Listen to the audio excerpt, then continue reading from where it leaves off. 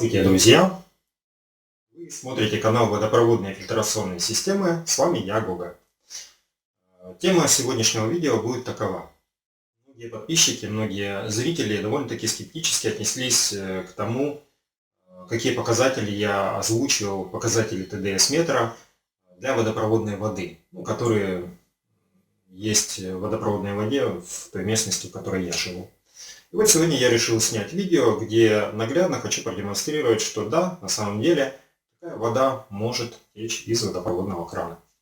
Для чистоты эксперимента мы нальем воду в одноразовые стаканчики.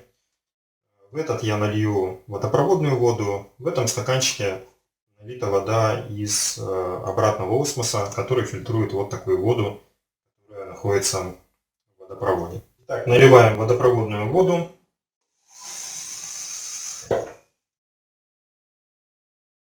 В принципе, даже если смотреть на нее визуально, она такая мутноватая водичка. И теперь давайте произведем замер вот таким вот ТДС-метром фирмы Xiaomi. Кстати, если кому-то нужен будет такой прибор, ссылка в описании под видео. Начнем сразу с чистой воды.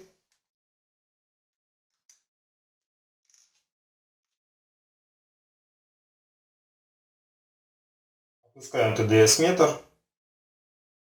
Даем время результату стабилизироваться. И видим показатель 72 ppm. Сейчас я приближу ТДС-метр, чтобы вы могли в этом убедиться. Вот 72 ppm.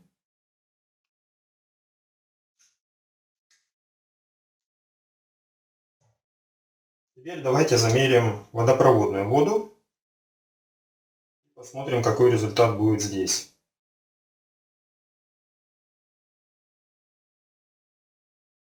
Здесь мы видим результат такой: 162 умножить на 10.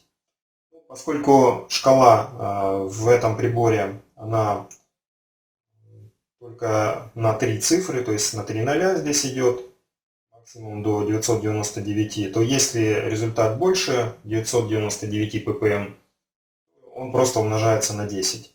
Вот видим в водопроводной воде 162 умножить на 10, или 1620 ppm. Стараюсь сейчас также приблизить, чтобы вы могли смотреть так, чтобы не отсвечивало. 162, ну сейчас 163, даже 164. Поскольку я шевелю ТДС-метром в воде, вот показатель он немножко смещается в ту или иную сторону. 164 умножить на 10 ppm. Ну и как вы могли наглядно убедиться, показатели действительно не маленькие. И фактически вот такой показатель, как в водопроводной воде, дают некоторые минеральные воды. Если взять минеральную воду, проверить ТДС-метром, то тоже мы можем получить где-то 1600 до 2000 ppm вот, по показанию ТДС-метра. Но это минеральная вода, где в принципе, можно сказать, минералы сбалансированы, то есть это лечебная вода, хотя ее и нельзя употреблять постоянно, да, только по назначению врача. Но видим, вот в водопроводной воде у нас по сути течет такая минеральная вода с превышенным составом кальция и магния. Именно вот кальций и магний дает в этой воде такие показатели, потому что жесткость такой воды по показателю кальция 28 мг эквивалент на литр, что в принципе превышает все допустимые нормы. Ну, если так вспомнить нормы, то европейские нормы это не более 3 мг эквивалент на литр, на бывшем постсоветском пространстве это было не более 7 мг эквивалент на литр, здесь видим 28. Это и понятно. Такой показатель он понятен, потому что это приморский город, вода здесь по сути близость моря, ну и соответственно вода вот такая вот местная, она очень жесткая. Но Часто такая вода, она приводит к определенным проблемам со здоровьем, если ее пить.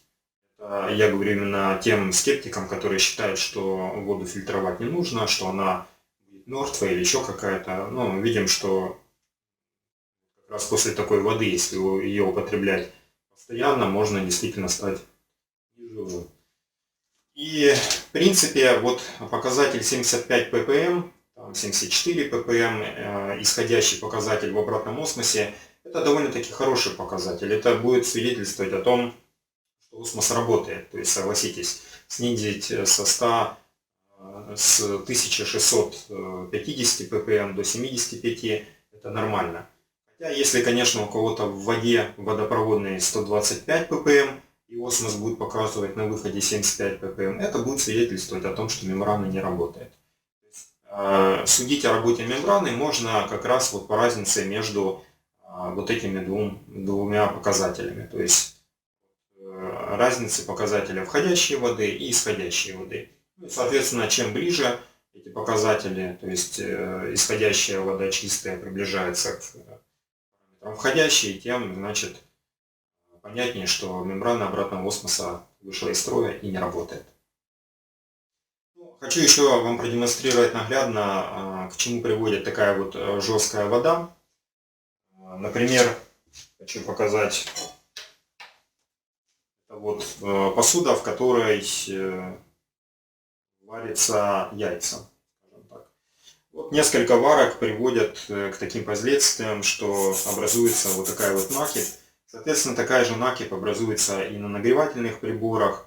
От этого страдают и сантехнические приборы. Например, недавно я поменял шланг вот такой. Что с ним произошло? Видите, да, он весь такой покрыт известковым налетом. Он даже практически не эластичный, он очень жесткий. Вода текла сверху, вода текла и внутри, естественно. Внутри резина полопалась, дала течь. И, соответственно, вот частое явление при такой воде, вот такие вот шланги, которые просто-напросто лопаются, когда хозяин нет дома, топят соседи. Такие проблемы могут возникнуть. А вот это вот результат тоже работы такой воды. Вот обратите внимание на вот эти наросты. Видите? Причем это говорит не о том, что этот кран никогда не чистился. Это говорит о том, что просто устаешь делать это постоянно, и потом уже перестаешь обращать на вот такие вот моменты внимания. Хотя, обратите внимание, вот что происходит, когда вот используется такая вода. Видите, да? Такой вот кальций-магний, который выводится только при помощи кислоты. Ну и также, кстати, хочу продемонстрировать вам и результат, что происходит, если использовать нормальную питьевую осмотическую воду. Вот, допустим, чайник. Обратите внимание, чайник не первой свежести, но уже десяток лет как минимум. Но вы видите идеально чистые стенки и дно. Причем этот чайник, он не чистился. То есть он вот такой вот, потому что осмотическая вода в нем кипятится. Ну, чуть почернели стенки, это из-за того, что уже время ему, и просто когда малое количество воды кипятится, то это приводит к такому потемнению. Ну вот никакого налета на чайнике нет. В принципе, это все, что хотелось сказать об этом. Я надеюсь, я смог убедить тех скептиков, которые живут, может быть, в местности, где с водой все в порядке, ну или она приближена к питьевым стандартам, и которые могут не верить, что вот подобного рода вода может течь из водопроводного крана. На самом деле может даже еще и грязнее течь. Просто все зависит от тех источников, откуда берут воду. И насколько я знаю, есть такие города, где воду в принципе фильтруют обратным осмосом, потому что нет негде по-другому достать пресной воды, и поэтому происходит опреснение именно вот воды морской. Еще раз хотел сказать об таком приборе TDS-метр фирмы Xiaomi.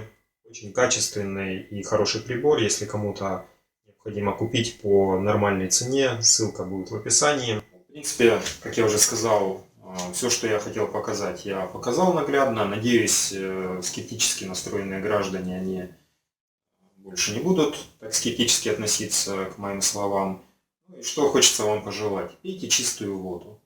Пейте чистую воду, это во многом залог действительно здоровья. Всего вам доброго, до скорых встреч. Если вам понравилось это видео, ставьте лайки. Если не понравилось, ставьте дизлайки. И оставляйте свои комментарии под видео.